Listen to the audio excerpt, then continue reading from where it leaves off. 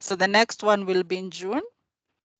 And as I said, this is really requested by members and it will be driven by members. So if you have an interesting topic, let's say you're working on something and you want to share with the community, please feel free to take this 1 hour and share. It's really open and flexible how you use the 1 hour. And we are also exploring the option of linking this with a tailored course that's being organized by Hannah and the PhD students who are part of this cohort can be able to claim some credits on that. And we are also open to new members who are working on the science of scaling.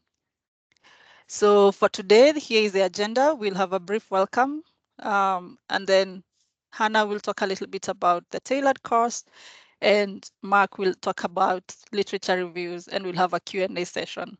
And I'll wrap up with a small survey to see how this goes.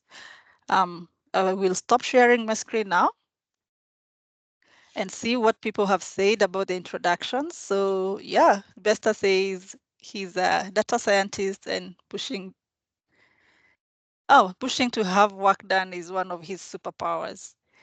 I haven't seen any other. Maybe anyone, I still have 2 minutes. Anyone who wants to unmute themselves and tell us a little bit about themselves? There are others. Samuel? Oh, there are others. I can't see them. Oh, Anne. Anne, Hi. do you want to tell us about you? And then Samuel. Yeah, we joined, hello. I think, a few minutes in, so we didn't get to understand well what was the introduction, if everyone did introduction before. Yeah, but I'm with my colleague here, Ebenezer. So my name is Samuel Mugambi, and I'm a PhD candidate at Wageningen University. So I work with guests, and yeah, I was also part of the workshop in Nairobi in March. Yeah, and I'm happy to reconnect again with people.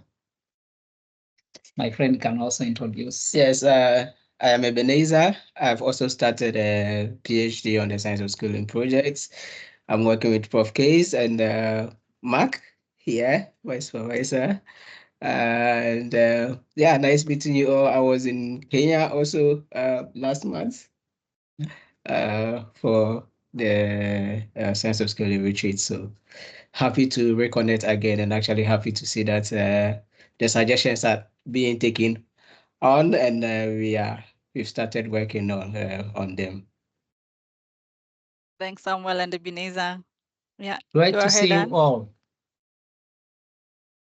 Thank you. Oh, hi, my name is Anne Timu. I work with IFPRI based in Washington, D.C.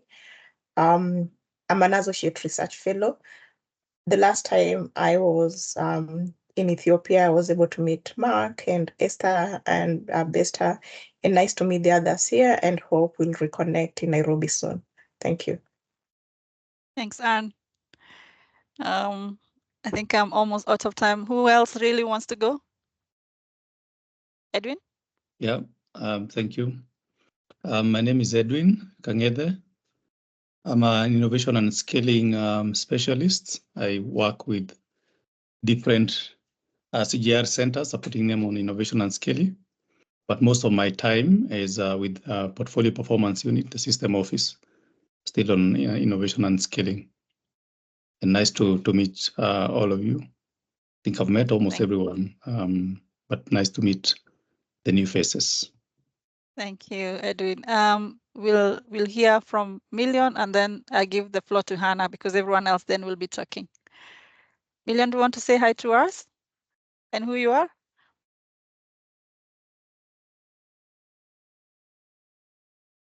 Okay, I think he's not ready yet. So maybe Hannah, please take it away and tell us about the course. Yeah, thanks, Esther. And hi, everyone. I hope it won't be too loud in the background because I stepped out of a workshop and sitting outside on the Ilri campus. But yeah, I'm Hannah Yule. I'm currently a visiting researcher with the Alliance Biversity CIAT. or ABC short, and also a PhD candidate in the KTI group, Knowledge, Technology, and Innovation group at Wageningen University, doing my PhD with Kees. So I'm very happy that we have this cohort too, because it's very exciting to be able to exchange on the science of scaling and get diverse perspectives. And yeah, apropos that, I a few months ago had already discussed with Kees and my co-promoter Mareike about setting up a tailor-made course, because I'm based in Nairobi and I'm an external candidate. So I hope to make it back to Wageningen sometimes, but unfortunately not kind of designated times where it's easy to facilitate courses. And it's amazing, and Kees, please come in at any point, but it's amazing that Wageningen offers an opportunity for tailor-made courses. And that also doesn't need to be just for credit. So an added value is that it can give academic credit for those of us who are still active PhD students. But even for, yeah, Esther has joined, for example, as a postdoc, and even for others participating here in the call who might want to join a very relaxed participatory course in which we hope to have yeah, a series of webinars and engagements where it's also kind of a everyone has the responsibility, at least for one of them, to plan, and also then kind of decide on what kind of method in that webinar would make sense. I mean, it could be discussing readings. For example, we have a reading list that, of course, we want to see how we want to engage with those, but then also have maybe, I don't know, films, or have short presentations about your work, for example, or the innovation cases you're working on. And so I can share my screen very briefly just to show you kind of the main document, but this is definitely up for discussion, because as I said, we also really want this to be something that you all would want to engage with. So we currently have 6 PhDs, well, 5 PhD students and Esther as a postdoc, who have raised interest in this, but want to open it up. And exactly as Esther already prefaced, it could be kind of that even these webinars are part of that process, because I think it certainly facilitates learning. But very broadly, it's about systems thinking and practice for responsible scaling. So this is linked to my own PhD, but even the title can change. And we're hoping to start it in September. So it's still a few months away. So we have some time to yeah, develop it, co-develop it further. And so, as I said, kind of the structure would be a semi-structured reading list that we would then also use to kind of each person leading one of the bi-monthly online seminar sessions could then kind of give a reading list for the participants for that session. And as I also have also prefaced, that we want to have a rotation so that we can also get a diversity of voices, different topics of interest, different areas. One of us, for example, is doing research in Brazil on agroecology. And so these are tentatively the dates that we've set.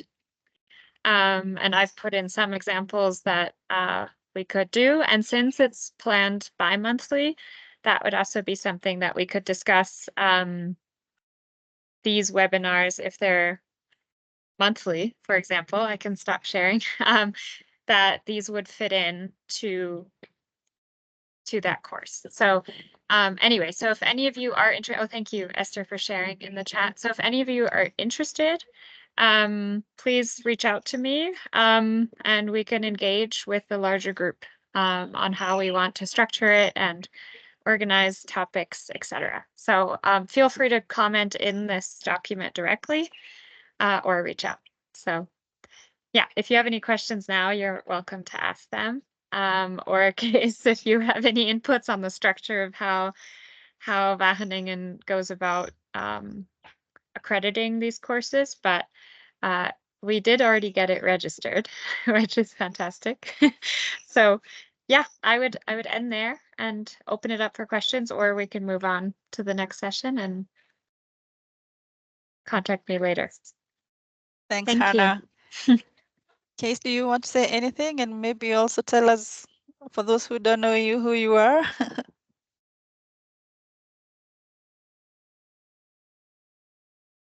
Oh, sorry, you're still Sorry, on you're mute. muted.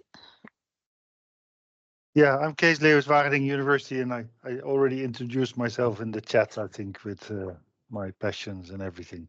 So, yeah, no, I think I don't have much to add to Hannah. So as a PhD in Wageningen, the idea is that you follow some courses, and these courses have to be useful for your PhD trajectory. So, and there's a lot of topics on which no courses exist. So you can come up with a proposal yourself, and then we consider it to be a course. So I very much welcome Hannah's initiative here, and it would be great if others in the team can join somehow. Yeah, and you get credits for it on your TSP, and apart from that, it's probably going to be very nice and exciting and rewarding. Thank you, Case, and thank you, Hannah. Over to you, Marc. Thanks, and good to see you all again.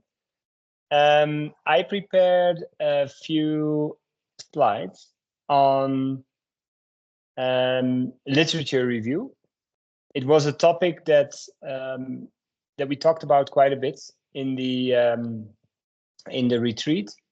So when Esther approached me and said, like, well, are you willing to maybe kick off the webinar series with something on literature review? I thought, like, yeah, that would be pretty useful. I had to dig a little bit in my own experience, but I think it became a nice story. Let me share my screen, and it would be good if one of you can confirm if you can see my screen in full screen. Yes. Yeah. Okay. So we'll also share the presentation, of course. So to start, like, what is a literature review? So it's basically a review looks at existing literature. Doesn't have to be only scientific literature. We'll come back to that. It's that determines on how you define your search. Can also be any other kinds of sources, grey literature, book chapters, newspaper clippings. But the objective is to examine, like, state of the art of a particular issue, area of research, or a theory. And its purpose is to provide a description, summary, or critical evaluation of these works in relation to a research problem that's being investigated. So although a literature review can also help you to define a research question, it is actually quite useful for you to decide before you do the literature review on what you will be looking for when reading this literature. There's different types of literature review, and they vary from more structured reviews than towards more unstructured reviews. One of the things that many people are enthusiastic about is the systematic reviews, which obviously are more on the structured side. That is a very standardized and structured way of doing a review. Sometimes when publishing systematic literature reviews, for example, in the medical sciences, you actually first publish your protocol. So the protocol is peer reviewed before you actually do the review. In many cases for us, that's not feasible because that takes a lot of time and also a lot of resources in terms of your own energy. And it's also not always necessary. But for example, in medical sciences, this is the golden standard. And we'll talk a little bit, I will explain a little bit about, like, what methodologies for structured and maybe semi-structured, unstructured are. But in all cases, what's very important to keep in mind when you start reading is that you need to be able to justify and also document how you ended up with the literature that you reviewed and how you analyzed it. So even if you use a very unstructured approach, you still need to somehow document how you ended up with the literature that you included in your sample. So for structured reviews, there's of course advantages and disadvantages. There's of course a very thorough coverage, like the chances of missing out on key sources will be is less likely than when you do unstructured. The methodological rigor minimizes bias, and supports replicability. And the results are often seen as more reliable and credible. But then on the other hand, it requires significant time, investment, and resources. And sometimes because of the strict inclusion criteria, you may exclude actually relevant studies that could provide different insights. If we move to the other side of the spectrum, the unstructured approach gives you more flexibility to adjust the scope and direction of the review as you progress. Sometimes you actually, by reading, you go back to your original research question. You may propose some changes because maybe there was already much more written on a topic than you actually expected. So maybe you want to refine a little bit your question. So in this kind of approach, you have much more flexibility. It's ideal for exploring new topics, so topics that maybe have not been covered well in the literature. And I would also say it's more suitable for qualitative analysis. There's a higher risk of bias on the other side because you're more selective in what you include and exclude. And there can be challenges in achieving like comprehensive coverage and systematic analysis. So I think it's pretty clear that like structured not necessarily better than unstructured, but it's more like fit for purpose. In systematic, but also actually in more unsystematic or unstructured reviews, you can use different kinds of methods. So PRISMA is something we discussed in Nairobi. It stands for the Preferred Reporting Items for Systematic Review and Meta-Analysis. It's basically a protocol that can help you to identify, screen, determine legibility and inclusion of the literature. And you can see here that you often end up with an initial sample. In this case, like that was 53 papers. You remove duplicates. You screen the abstract and title for relevance, and then you decide like what you're actually going to include in your review, and that may still be prone to you determining some inclusion exclusion criteria. But PRISMA is a way that can help you to document your review process and how you actually ended up with the publications that you included in your review. So what's very important in a literature review is that you have a question that can guide your research or your review. And I just give an example from a review paper that I did 2 years ago, which was about what can public sector organizations learn from innovation portfolio management in the private sector. So that was the overall question. And then we had 3 sub-questions, like what are characteristics of portfolio management in the private sector?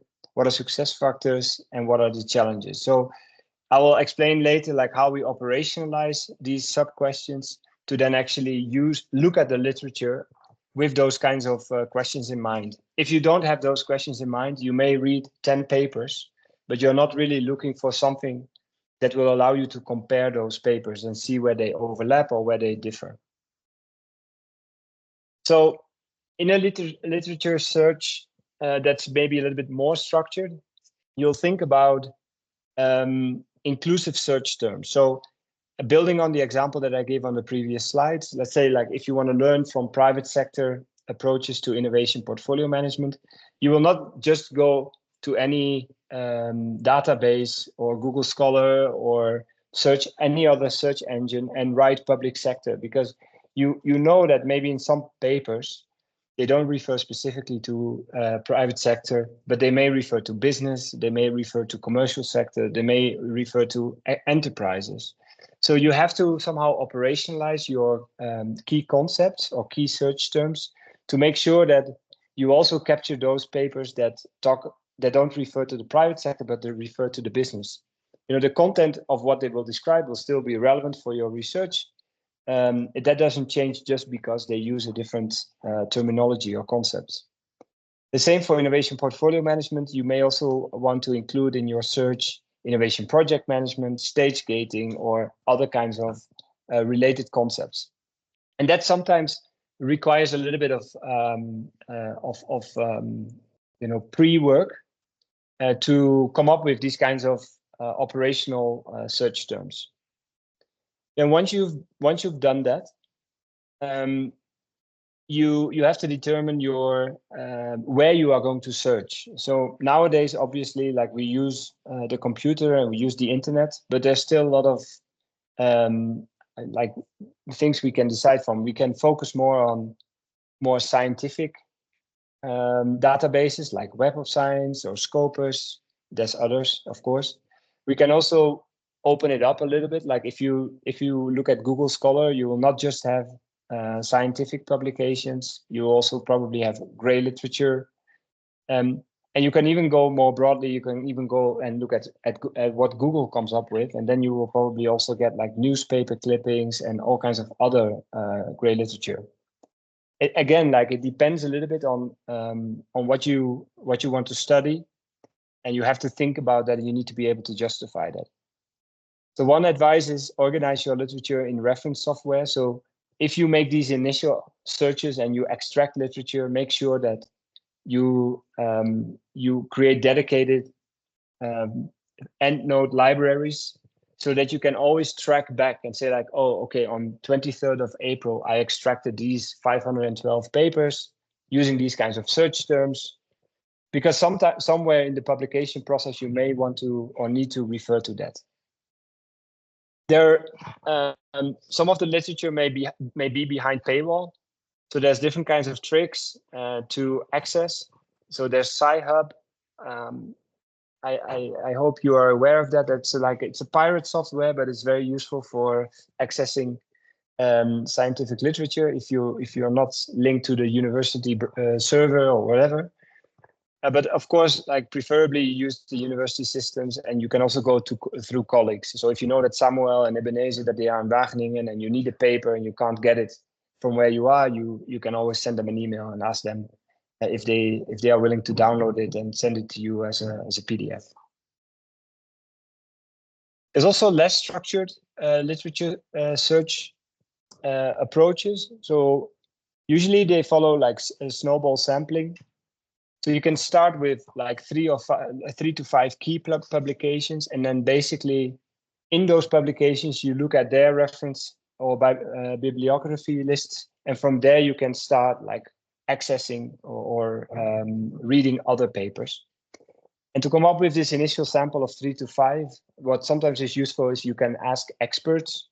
So for example, I'm sure if you would ask the 20 people that were in the Science of Scaling retreat, like, what is a key paper on systems approaches to innovation or to scaling? Then people will send you stuff, and you will see that 5 people sent the same paper. So that's then definitely one you need to read. And that could be a way, to come up with this initial entry. But again, you need to somehow document that, and also if you write then a paper, you need to include that as a justification of why you started with those 3 to 5 papers. And then usually the limitation of where your search stops can be based on the principle of saturation. So saturation can be, if you feel that when reading a new paper that there's no real new content that you are exploring, or these new papers, they refer back a lot to the papers that you have already read, you can somehow assume that you've saturated your snowball sampling.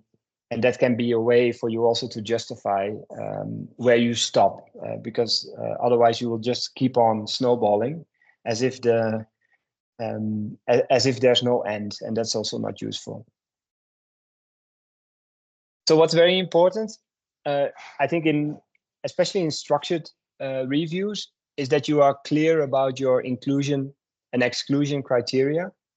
So especially when you use, I want to go back to this Prisma slide, like especially when you use online search engines and you have a broad variety of search terms, it's very easy for you to end up maybe not with 53 papers, but with, like I was saying, like 530 papers. And that's of course beyond what you could digest without any kind of software. So if you really want to read all those papers, like 530 reading 530 papers is not realistic. So at some point in your search, you are going to try to narrow down the number of publications, and you can use different kinds of criteria for that. So first of all, I would say look at relevance. So if you find a paper in which, let's say, private sector is only mentioned once, or innovation portfolio management is only mentioned once, then you can question, whether that is a sufficient basis for you to include that paper in your search. So you can also say, like, well, I'm only going to include papers where these key concepts are at least mentioned 10 times in the core body of the text. You can also use time as a limiting factor or an inclusion-exclusion criteria. So you can, for example, say, well, I'm only going to look at the literature from the last 25 years, or even from the last 5 years if it's a very new field. Language is a very practical one, but some search engines, they will give you access to French, Spanish, and other kinds of language. Nowadays, it's much easier to translate those. So if you want to be really inclusive, you can do that, but you can also use it as an exclusion criteria. The type of research, so for example, or the type of literature, only scientific research articles. In some cases, if you're doing a review on a well-published domain, you can say, I'm going to do only other literature review papers, because they have already aggregated other literature. So that can be also be an approach. You could say, well, I only look at ISI Thomson listed journals. I put with capitals there. Make sure you are very careful not to include publications from predatory journals. There's lists, like there's Bales lists, there's other kinds of lists that keep track of predatory journals. So always make sure that you check, not only in a literature review, for any kind of publication. You can use geography if you're only interested in certain developments in, let's say, in Africa or in Europe or Northern America. And you can basically include others. The thing is, you can play around with your inclusion-exclusion criteria to end up with, on the one hand, maybe a manageable sample if you want to do more qualitative analysis and read everything. But the main thing is that your inclusion-exclusion criteria are credible and that you can justify them in a safe and sound way in your review. So analysis framework, as I said, you can do quantitative analysis, you do qualitative analysis, or you can do both. You can do that with using software. Like these days, there's a lot of software that I don't have capacity for, but I know that there's like a lot of automated analysis software. I would always recommend you to try to read summary, introduction, results, and conclusions, or at least summary, introduction, conclusions, so that you get a bit of a feel of, is this really a paper that will help me in answering my question? And that initial read, I would say, can also still be included in inclusion exclusion. Like using coding matrices, you have to do that anyway, I would say. It doesn't matter if you're doing your analysis in a qualitative way or more like human-based or more software-based. So there, for example, you can map all your papers against what do they say about challenges, what do they say about opportunities, what do they say about, like, so these 3 or like 5 key questions that you're trying to answer through your review. And as I said, like, there's a lot of automated analysis software. that I have never used, but they are out there, and I'm sure that many of you will learn about them. And lastly, don't blindly trust AI. So if you have 10 papers and you throw them in AI and say, like, tell your ChatGPT, like, can you try to make sense of this? Like, I think we all know that it's a useful tool, but you have to be a little bit careful in you have to validate definitely like what comes out of it, or any kind of combination of the above. It's not either or. So a review paper, it follows the same structure as any kind of paper. So introduction, that says like the relevance, why is it important that we are doing this review? What is the objective of the review? What's the key questions? Like the methods, like what is the review protocol? Like how did you end up with the papers, and how did you analyze them? The results, so again, like structured results section around sub questions or research questions.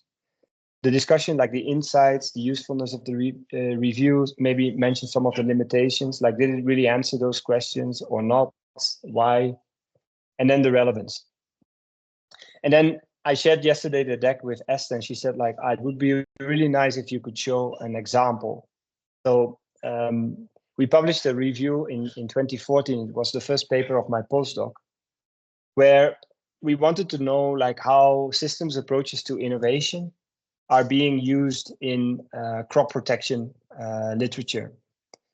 And that was basically, it was based on some initial feeling that I got that when I was talking about systems approaches, it was not the same as my agronomy colleagues. They were talking about like cropping systems approaches, and they were talking about farming systems approaches, but not necessarily about the innovation systems approaches that I was looking at. So I thought that was an interesting entry point for a review.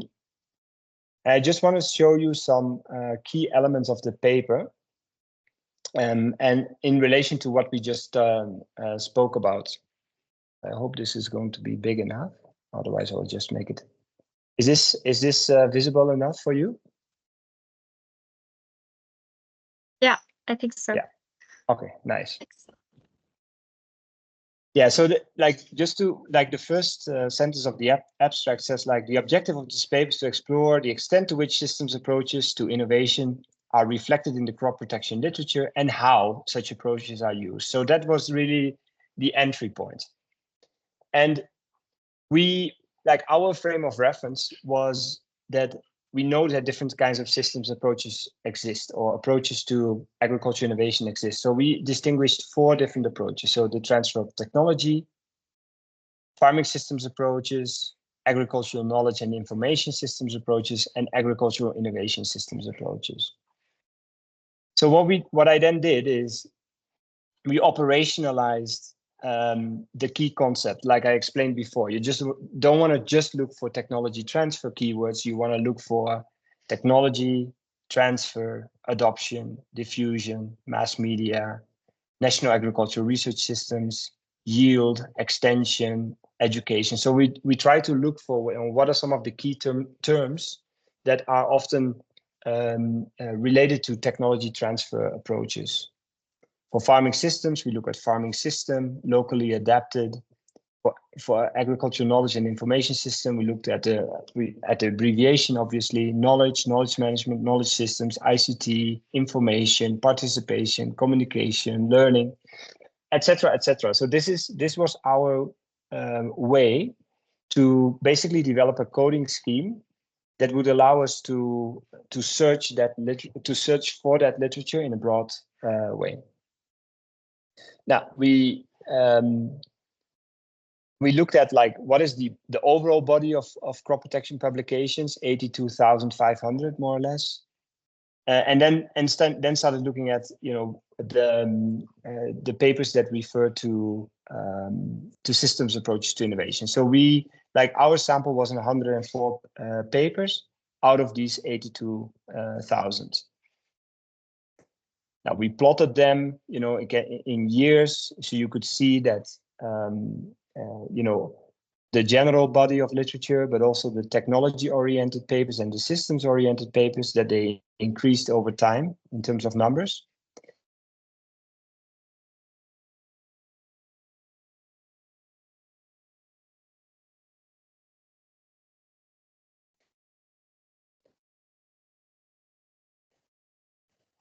In these. Mark, your internet is breaking. No, it's breaking up. Maybe you need to turn down your camera. Can you still hear me? We can hear you intermittently. Yes. Yeah, sorry. Okay, can you hear me now? Yes. Can you hear me now, Kees? Yes. Oh, okay. Yeah, somebody tried to call me. I'm using my phone as a hotspot, so I think it was a. Okay. All right, so you can hear me now, right? Yep. I don't think. Can hear you. We can. Yeah? Yes. Ah, okay. Yes. All right, so We hear you know, Mark, we clustered all the literature in these 4 buckets and then analyzed it. Okay.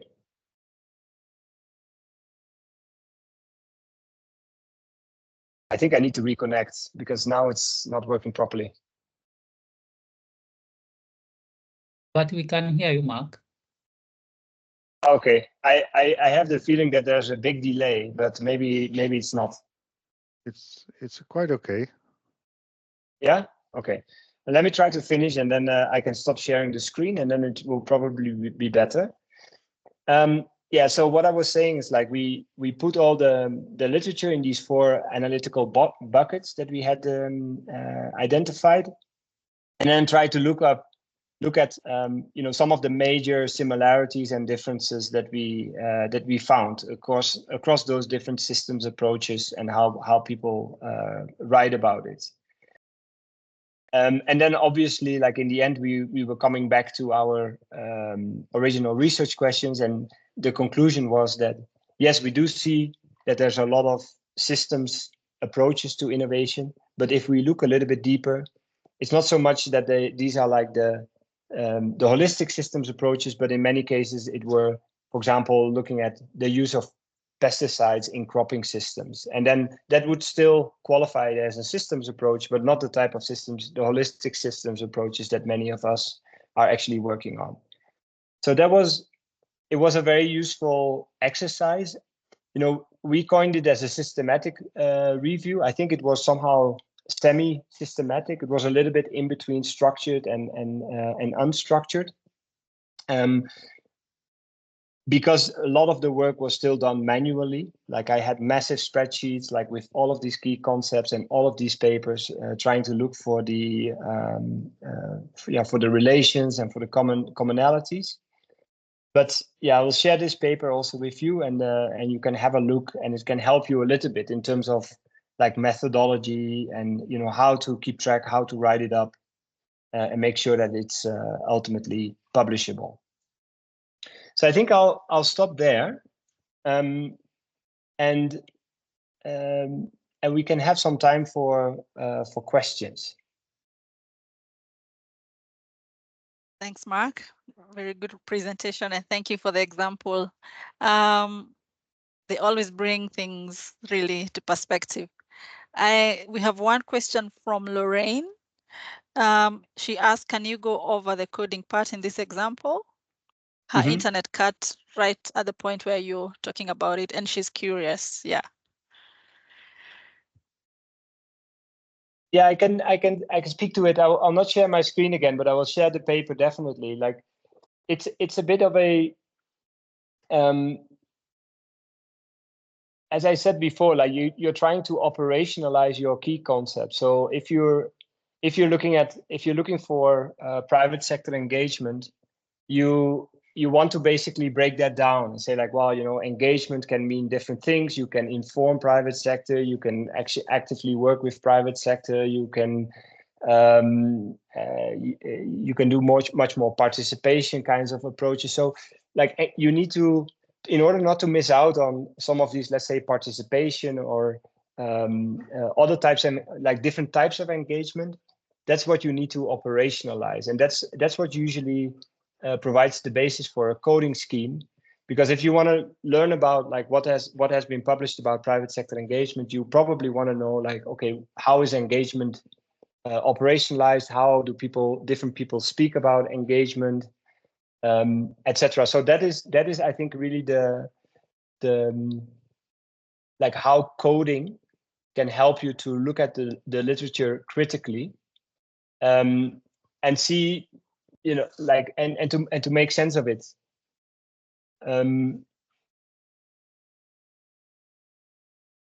You even if you use software, you still need to create your analysis framework. So you still would need to think about like, what do I want that software to look at? What I did is sometimes I did keyword search in papers. But even a keyword search, if you would use software, you would still need to understand like in what kind of context is the keyword being used. Like, for example, you can look for in your paper for participatory research, but then you still need to read the sentence and try to understand like, is it coined as something positive or is it coined as something negative? And that may completely change, of course, the message that is coming out of your research. If you would just look for participatory research, you would see like, hey, there's 20 hits, so probably it's important. Yes, but you know, is it written in the context of everybody should do participatory research, or you know, participatory research is a hype and it doesn't really work? So that's what I'm trying to say. Like, even with coding, you have to be somehow careful. You cannot just like do Control F and then look at how often something is mentioned in a paper. And again, like there is this software. There is software that can nowadays help you to understand how certain keywords are being used in a text. Thank you, Marc. There is also a point from Bester. Bester, do you want to elaborate? No, this was directed to the software that you had highlighted that it can be used to manage papers. So it was to you, Mr. Okay. Yeah. So I think there are two types of softwares. There's some that can manage the literature review process, including downloading directly from the web the papers that you select. Then you can have a set of questions that you read your questions, you include the answers from the papers, and it gives you an Excel sheet after that. So that's like managing your entire literature review and also managing, and then you have also softwares to manage your literature. That's your bibliography. And that's where something like Mendeley EndNote come in. So there are two ends of this, and sometimes they interact, sometimes they don't. And some people also, when they get all the text from the papers, they can take that also to softwares like NVivo or Atlas to do a thematic analysis or coding also.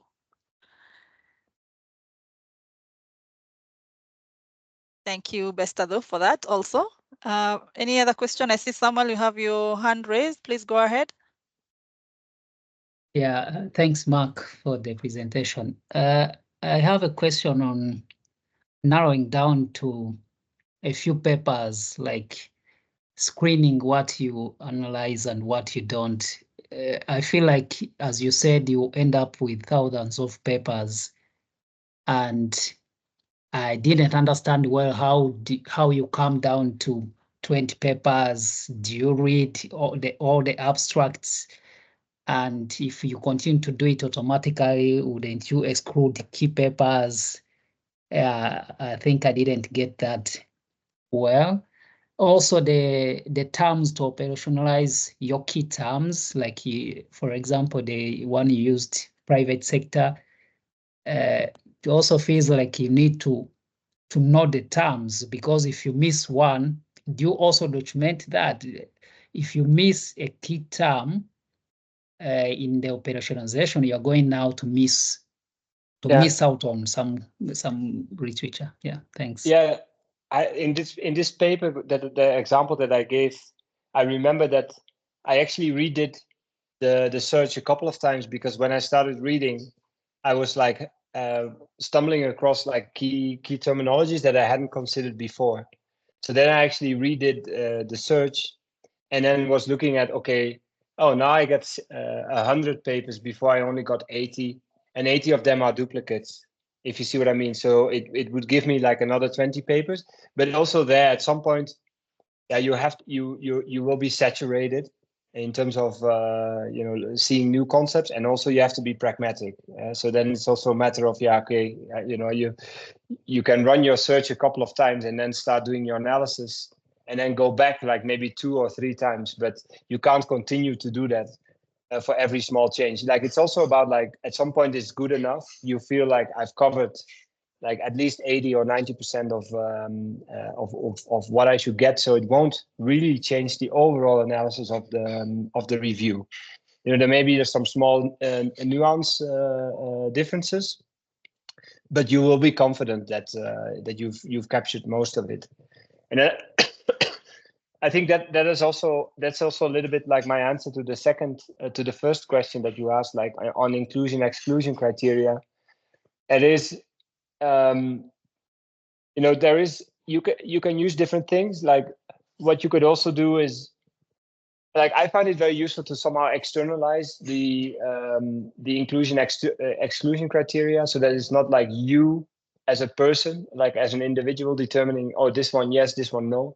But if you really set your criteria and say, like, well, I'm only going to include papers that have been cited at least 25 times or something like that, you will probably not have the paper that was published last year, because it's unlikely that it will be cited 25 times in the first year or in the first months after publication. But it can help you a little bit to say, like, well, these ones are apparently found relevant by other people because they cite them. And that's why I include them. But as I said, like, you have to be a little bit pragmatic. If you're working on a new field, like, let's say, responsible innovation and scaling, and you would only include papers that have been cited 100 times, then probably you will miss out on most of the relevant recent publications, if you see what I mean. But if you are studying a field that has been evolving for a long period of time, then maybe that kind of inclusion exclusion criteria is actually justifiable. So there are, like, of course, there's hundreds of criteria that you can think of, but you need to think it, like, I always use a bit of a pragmatic approach that will allow you to end up with those papers that you can manage. You still also have the feeling like, yeah, but I'm very confident that 80% of let's say of everything that's relevant is in there, because that will, like, it's a bit of like with statistical analysis, your confidence level that your overall message or your overall analysis and answering your research questions is not going to change by including 1 or 2 papers more. That's your sample size should be big enough to make that kind of assumption, I would say. Thanks, Marc. I think we're almost at the top of the hour. Samuel, do you have another question, or you have one? Okay. Kindly make it quick. Thank you. Yeah, it's not one, actually. I'm the one with the question. That is why I raised my hands. So I have some few practical questions because I tried a literature review before and I actually failed. I learned the experience anyway, so I have some few questions. The first one is, as a young PhD candidate who have probably started, I think for most of us, systemic literature review would be sort of part of the first things we would want to do after our proposal. And you want to target getting it published. Do you suggest we do more of a structured literature review, systemic literature review, or like your own, you said it was basically somehow between semi-structured? The question and the reason for the question is that I think if we go the unstructured way, to me, I'm not sure how it works, but people might judge our judgment in selecting really good papers and those sort of judgments. So which one do you really think will be good for us? And the second one is I when I was trying to do the literature review, so I use SWOT. I did a SWOT analysis of literature on short food supply chain initiatives. Can you hear me? Yeah, I was just waving bye-bye to Case. Ah, okay. So can I go on? Yeah. Yes. So the question is, and this is to everybody, though, people who have done literature review, because it's something I was trying to do. Can you put a theoretical view or a theoretical framework to literature review? I don't know if the question is quite clear. That is my second question. Or should I explain the second question? Maybe let me start with answering the first question. Okay, sure. I wouldn't recommend like a medical science kind of systematic literature review. I've tried it with Murat at some point, and we decided it was not worth the effort, because if you really follow those protocols, then yeah, it's just too much. Let me put it like that. It requires a whole department. Let me put it like that, and not an individual PhD student. What I do think is, what I liked about the something somewhere in between, is that you still use some of the numbers. So you can still say, like, out of the 100 papers, 80 made reference to these kinds of concepts, or so that you can. It's very descriptive, but it gives you a little bit more of a feel of the relevance of some of the concepts that you are examining. Also some basic literature, like in the some basic overview of like how did this field evolve over time, like that graph that I showed, like simply plotting the publications against time. I think those are useful tools to basically communicate your message. So if you really, if your gut feeling is that this is an evolving field, and you can actually show that through a very simple graph, I think that's very nice. But ultimately, it's also, for you to understand your field. I think in a PhD, like the main objective of doing a literature review is to see like where you are going to position yourself and where you are going to add. Of course, that is important for every paper, but I think in a PhD even more, because you have like a 4-year research ahead of you. So I think that is the key objective, like to understand it, and then if you do it in a structured way, you can actually publish it.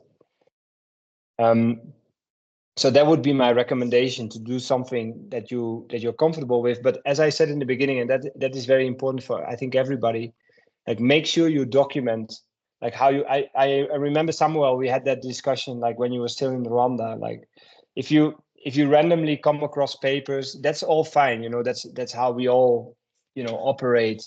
And somebody sends us something, but if you really intend to publish it as part of a literature review, you have to be able to justify how you ended up with that sample. And I know for sure, like if you search agriculture innovation systems,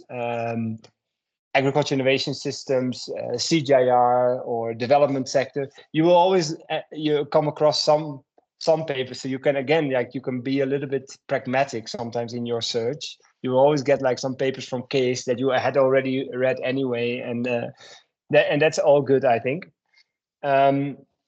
But make sure any reviewer will ask you like, how did you end up with these 25 papers? So that's something you just have to be structured in a way. Thank you, But Marc. I didn't get so much the second question. But if you want, I also need to log off. Ebenezer, like you feel free to write it in the chat, and I'll digest and try to respond later. Okay. Sure. Yeah.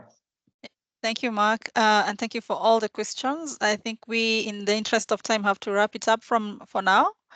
I kindly would like to point you to our team's channel, where all the resources shared today will be put there, and also resources from the Science of Scaling retreat are also there. Please follow that link to the channel and to the resources. Kindly also give us your feedback on this webinar. I've pasted the link there, and I'll also send all these links to you via email. Thank you so much for joining us, and looking forward to the next webinar. Next webinar will be held in June, and Million has graciously agreed to talk to us on that day. So see you all in June, and thank you for this wonderful session. Bye. Bye-bye. Thank you. Bye. Thanks, Million. Thank you. Bye. Please rush to the next.